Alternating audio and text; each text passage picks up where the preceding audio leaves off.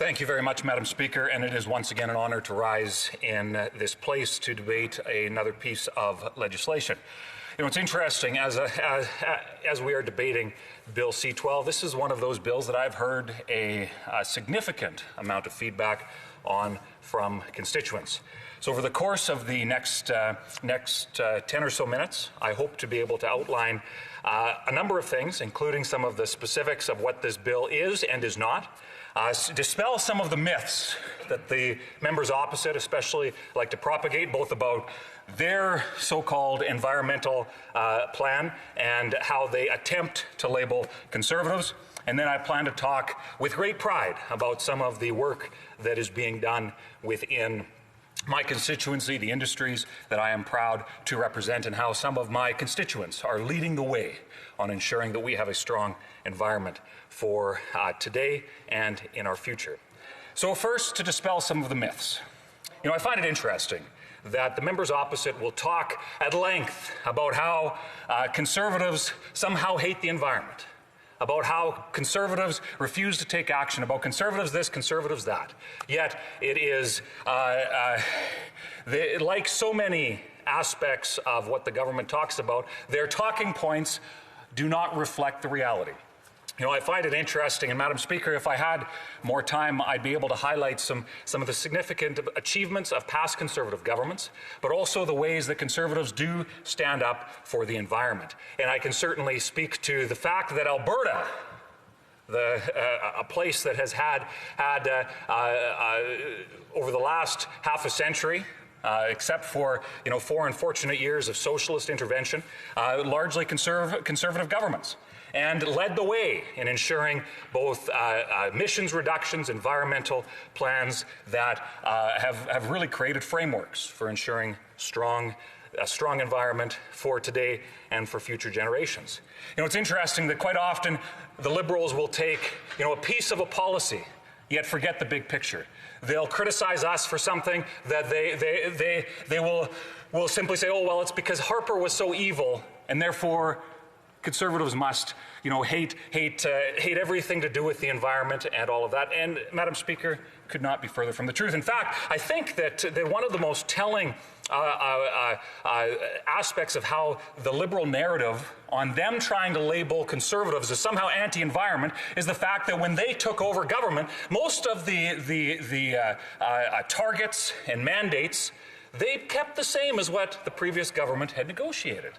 And I think that's interesting because somehow they think that they own the narrative on the environment when the reality couldn't be further from the truth. And Madam Speaker, I am proud to represent 53,000 square kilometers of beautiful east central Alberta where environmental stewardship has defined much of that region's legacy and continues into the future. And I would just make a quick note. Where my family is for 5 generations, we've worked the land, we've farmed in what's called Alberta's special areas. And it's a testament to the stewardship of Albertans. Now, the special areas is a little bit of a unique name in terms of a municipality, but let me give you a quick history lesson. It's an area that back in the drought years of the 1930s, the government basically deemed it unfit for habitation and was buying back land. Now, my family was one of the few families in the area that stuck around, and I'd like to think that that's where my family gets some of its tough nature from. But it's interesting because over the last close to a century, we've seen the special areas go from an area that was deemed almost unfit through successive generations of good agricultural practices, advancements in technology. We have seen this region become incredibly productive.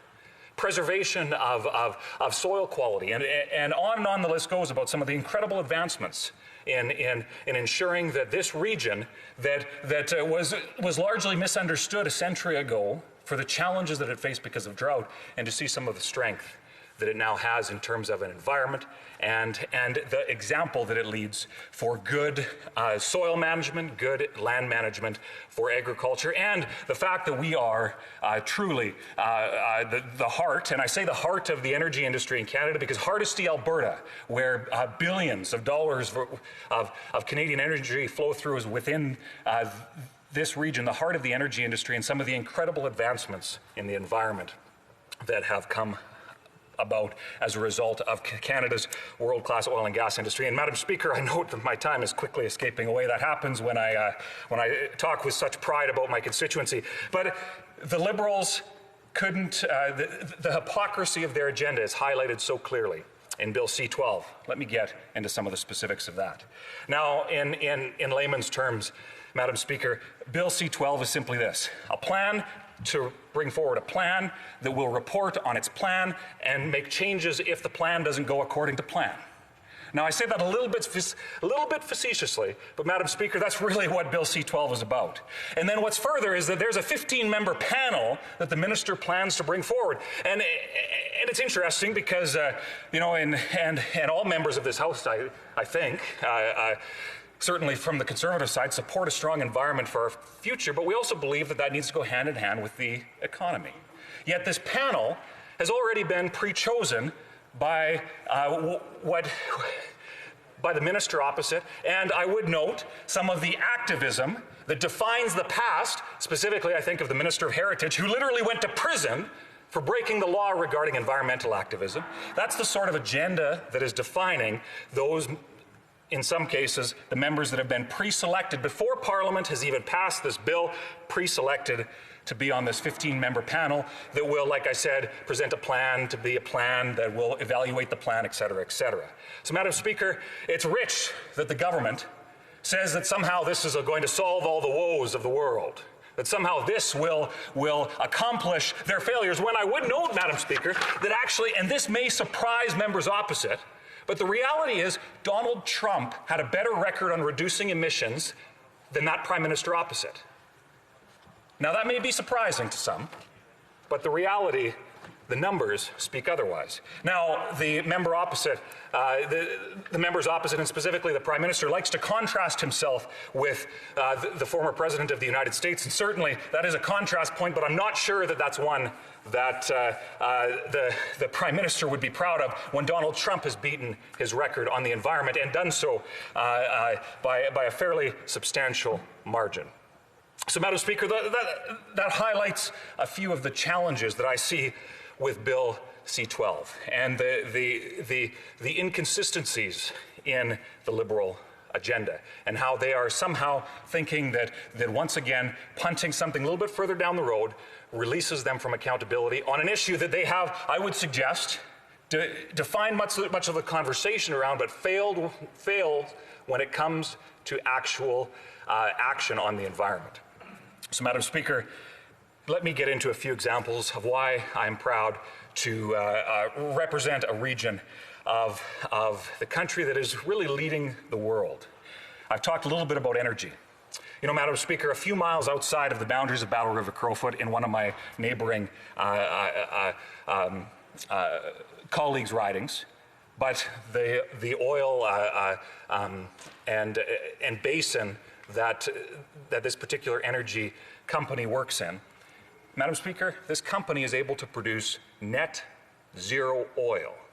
Madam Speaker, even according to some of the most conservative estimates, energy demand is going to increase over the next couple of decades, and some estimates have it further than that. In fact, we're seeing a resurgence of demand. Notably, the price of oil has increased to much beyond pre-pandemic levels, and we are seeing a demand for the actual volume of oil likely to surpass pre-pandemic levels at some point this year. Net zero oil. Madam Speaker, imagine that. And there should not be one member of this House that is opposed to the energy industry when we have demonstrated that we can, in the most environmentally and ethically, I would note, way possible, ensure that we have energy that can secure not only our country's future, but our world's future. If I can look at biomass, I have a couple of biomass companies that are pioneering the way that we could secure carbon permanently from agricultural practices in building supplies. Ag advancements that are absolutely incredible, carbon sequestration in the soil, and on the list goes.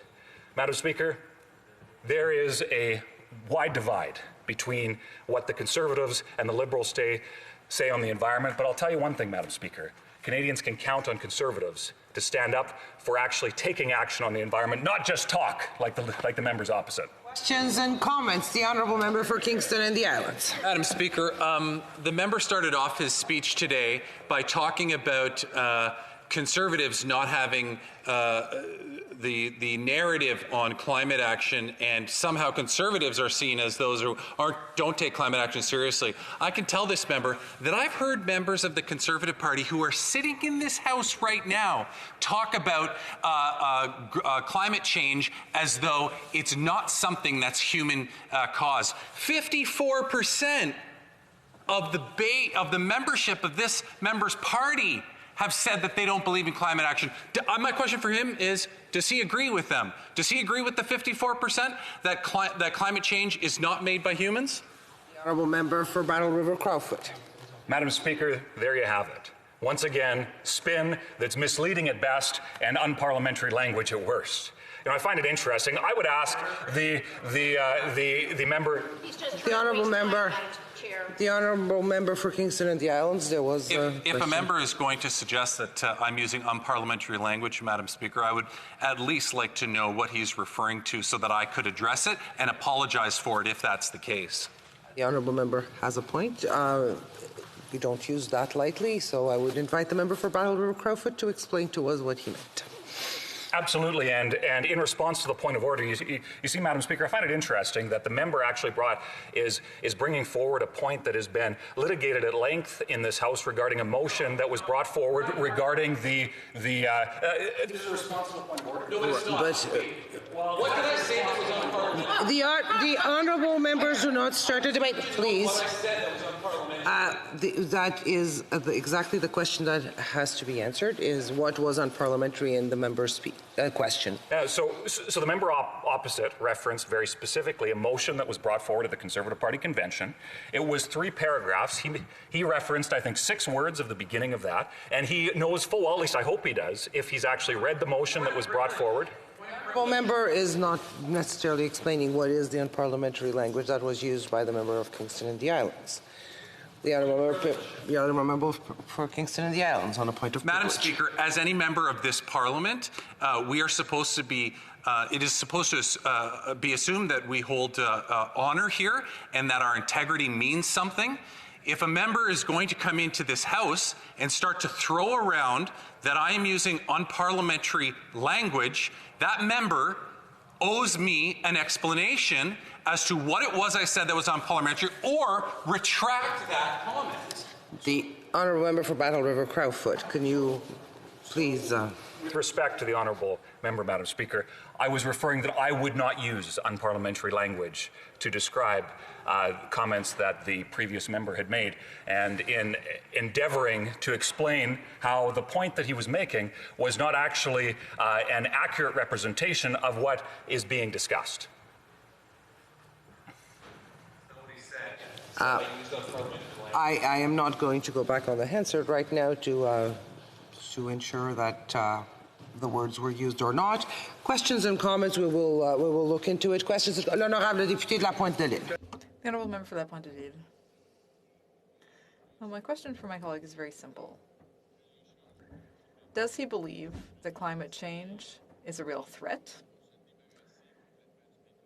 Of course, we can't get rid of oil entirely, but does he not think that it would be wise to reduce our dependency on oil and to start transitioning toward renewable energy? For Battle River Crowfoot. Thank you very much, Madam Speaker. And I appreciate the question, because I think that here lies a significant question that all Canadians need to ask, whether from Quebec, Alberta, the Maritimes, the West Coast, whatever the case may be.